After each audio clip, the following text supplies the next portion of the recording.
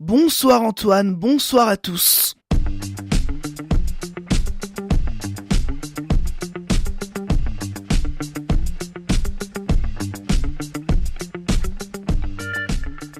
Et si nous étions tous des saints, ou du moins si nous faisions en sorte d'essayer d'être des saints? C'est le thème de 3 soirées prévues à la Maison de la Parole de Bourges. La première soirée a lieu demain soir. Le département de l'Indre fait figure de bon élève pour l'accueil des gens du voyage. Dans cette édition, nous verrons ce qui est mis en place pour leur accueil dans le département. Un nouveau festival arrive dans le Berry, un festival de gospel et de blues, dont la première édition a lieu ce week-end à Saint-Armand. Le printemps de Bourges n'en est quant à lui pas à sa première édition, il a commencé à se dévoiler la semaine dernière. Même si les programmateurs semblent prendre un malin plaisir à égrener au fur et à mesure le nom des artistes présents pour cette 43e édition, une première partie de l'affiche est connue, on en parle avec le directeur de la programmation du festival.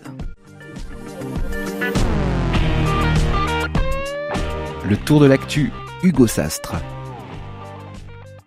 Les présidents de nos départements sont inquiets. Ils se sont réunis hier à Blois avec les autres présidents de la région centre. Tous ont les mêmes inquiétudes concernant leur manque de moyens face aux demandes sociales de plus en plus importantes. Ils souhaitent lancer un appel envers l'État pour que l'État donne les moyens aux départements d'exécuter ses politiques sociales, comme l'aide aux mineurs isolés. Ils sont de plus en plus nombreux dans l'Indre et le Cher. L'info du jour. 3 soirées sur l'exhortation apostolique sont organisées à la Maison de la Parole de Bourges. Des soirées pour étudier le texte du pape François et suivre ses encouragements à devenir des saints. Est-ce si fou que ça? Pas tellement, selon Marie-Élise Courmont, membre de l'équipe diocésaine de vie spirituelle, au micro de Charlotte Bonnet. Nous pensons que le texte du pape François est intéressant pour tous. Son titre, c'est la joie et l'allégresse. D'abord, on en a besoin. Et ensuite, c'est un appel à la sainteté. Et c'est un appel à la sainteté pour tous. Et ça va un petit peu à l'encontre de l'idée qu'on a de la sainteté où il faut faire des choses plutôt extraordinaires. Ça ne dénigre pas les saints tels que ceux qui sont répertoriés comme tels et qui sont effectivement des repères et des guides, mais ça nous dit aussi que la sainteté est pour tous et qu'il y a une manière, alors moi j'aime beaucoup la formule du pape, les saints de la porte d'à côté. Première soirée sur l'exhortation apostolique organisée ce jeudi à 20h30 à la Maison de la Parole de Bourges, entrée libre. Les autres soirées sont prévues ensuite le 7 février et le 7 mars. Le coup d'œil à la presse locale. Un nouveau directeur pour l'abattoir du Bois Chaud dans l'Indre a été trouvé selon nos confrères de la Nouvelle République qui cite François Daugeron, président de la communauté de communes de la Châtre Saint-Sévère. Ce nouveau directeur travaillerait à l'abattoir d'Ussel en Corrèze. Pour l'instant, son identité n'a pas été dévoilée. Toujours selon nos confrères de la Nouvelle République, la rencontre mardi entre le comité de défense de la gare d'Argenton-sur-Creuse et François Félizeau, délégué au transport auprès du Premier ministre, n'aurait pas été vaine. Il y aurait en effet, selon Martine Hirzanki, la présidente du comité, une ouverture pour le rétablissement du train de 19h40 au départ de Paris. Pour autant, rien n'est acté. Les maires de Limoges et de Brive-la-Gaillarde doivent également être consultés. Une autre rencontre entre les deux parties doit être organisée en janvier. En cas de victoire, le train de 19h40 ne serait pas rétabli avant la fin du premier trimestre 2019. Le tour de l'actu, l'interview. Le 29 novembre dernier s'est tenue à Châteauroux la 12e journée nationale Accueil et Habitat des gens du voyage.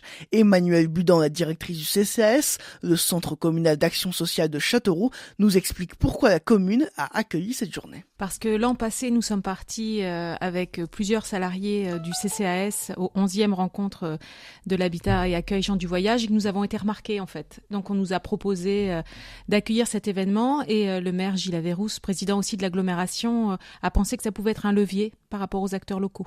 Alors finalement, quel bilan est-ce que vous avez tiré de cette journée ? On a été beaucoup félicités en fait pour les actions qu'on mettait en place localement, donc c'est toujours gratifiant. C'est vrai que ça a permis à certains collègues et élus de découvrir aussi ce qui pouvait être fait sur d'autres territoires et de voir aussi des enjeux nationaux qui nous dépassent, par exemple par rapport au grand passage. C'est vrai aussi qu'on rencontre des administrateurs au plus haut niveau de l'État et qu'on pense que du coup notre territoire pourra être sans doute davantage soutenu sur cet axe-là. Alors pendant cette journée, la question du dialogue a été évoquée. Le dialogue, c'est primordial lorsque l'on parle de l'accueil des gens du voyage ? Ah oui, c'est la condition de réussite. Vraiment d'arriver à établir une relation respectueuse pour, en tout cas nous les gens du voyage que l'on côtoie au quotidien, aussi de confiance. Dans l'agglomération de Châteauroux, combien de familles de gens du voyage sont accueillies? On a calculé, nous, qu'il y avait 129 ménages qui correspondaient à 4 grands de familles. Sur ces 129 ménages que nous on a identifiés, il y en a une centaine qui a besoin d'un logement. Parmi ces personnes-là, il y en a qui sont attachées à la résidence caravane. Et puis pour d'autres, là, il y a déjà 38 familles qui ont pu accéder à du logement via les bailleurs, en particulier l'OPAC, y compris pour certains d'entre eux sur un habitat mixte, c'est-à-dire ce que l'on appelle donc un PLAI adapté gens du voyage, avec la possibilité de garer leur caravane à proximité. Cette sédentarisation des gens du voyage, on la retrouve également à Tenay, où leur intégration là-bas est également positive.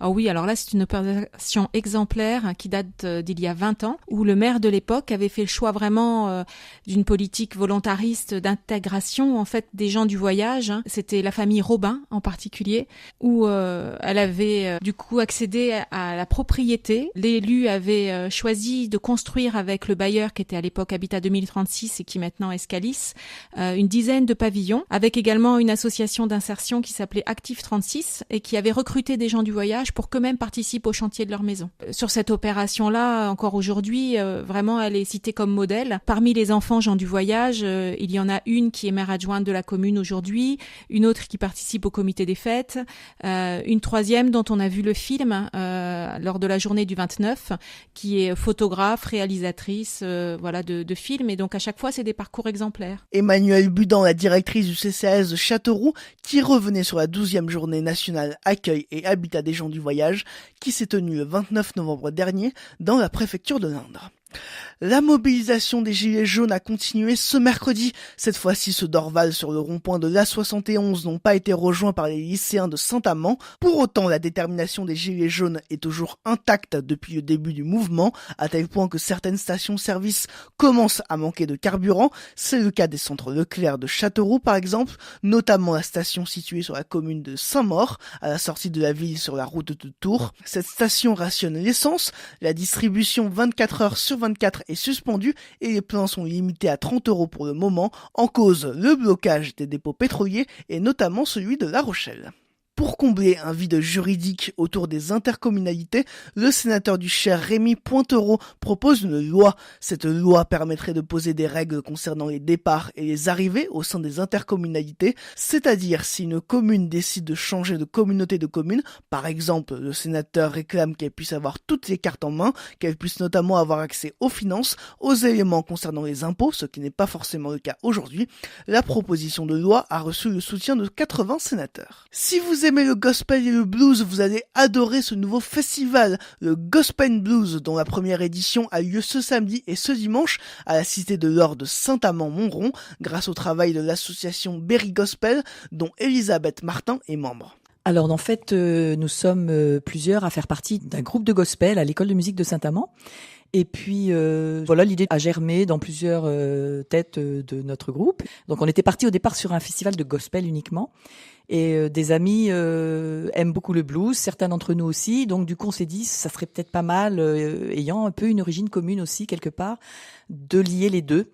Pour une première édition, il y aura entre autres le groupe Gospel Feel, dont le style s'inspire des œuvres des pères du gospel traditionnel que sont Thomas Andrew Dorsey et James Cleveland, des artistes qui ont eu l'occasion de collaborer avec des célébrités comme Lionel Richie, Céline Dion, Johnny Hallyday, Rhoda Scott.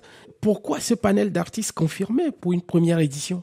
En fait, on avait vraiment à cœur de faire un beau festival, alors même si des groupes amateurs auraient pu le faire aussi, bien sûr, mais on avait envie de partir sur des professionnels, voilà, les faire connaître aussi dans notre région qui est centrale par rapport à la France, à notre pays, et d'ouvrir un peu plus que des groupes amateurs qui se rencontrent déjà souvent dans des rencontres d'écoles de musique, des choses comme ça. On a donc contacté une société de production à Tours qui s'appelle Gospel Event, et c'est eux qui nous ont aidés justement à trouver un groupe de gospel confirmé. Mais on aura un groupe régional puisque Gospel Mine est un groupe régional. Des propos recueillis par Elie Mansa. Vous venez d'entendre un extrait de l'émission Instant Culture qui sera diffusée ce vendredi. Tout le programme du festival Gospel Blues est à retrouver sur internet. Certains concerts sont gratuits, pour les autres les tarifs sont compris entre 12 et 35 €.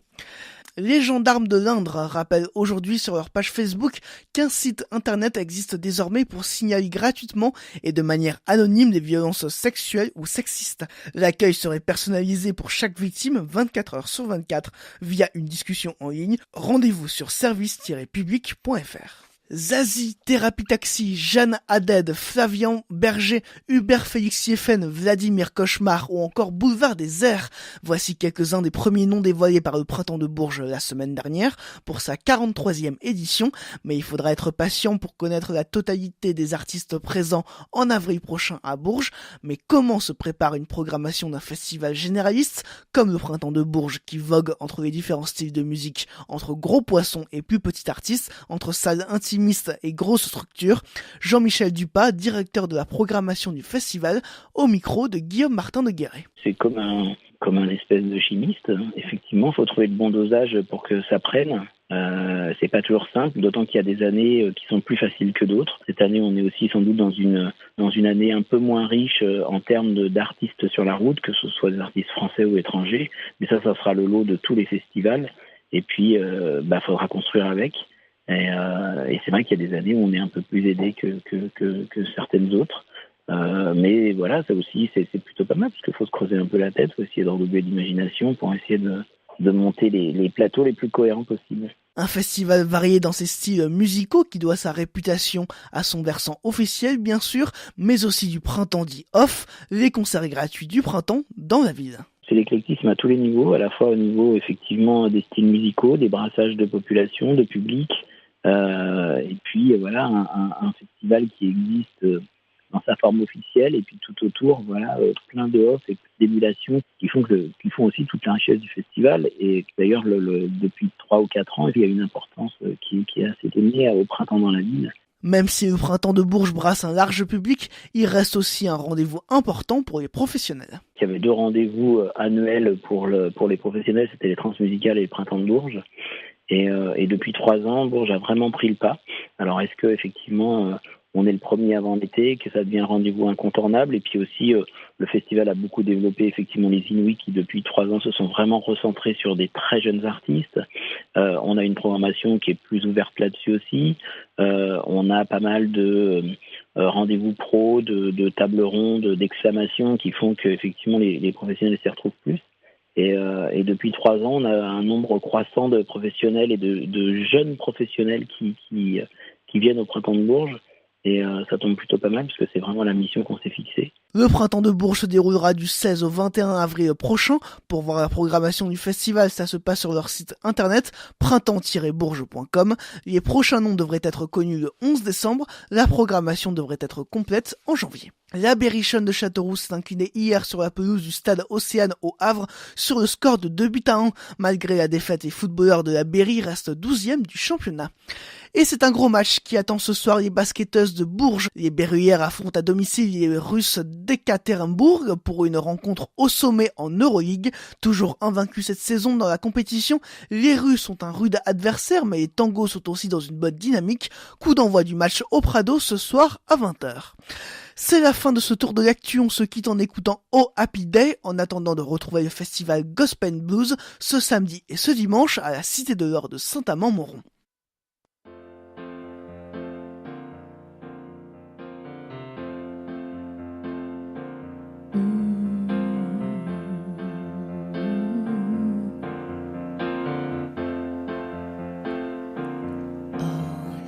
Day, oh happy day, when Jesus washed, oh when he washed, when my Jesus washed, he washed my sins away.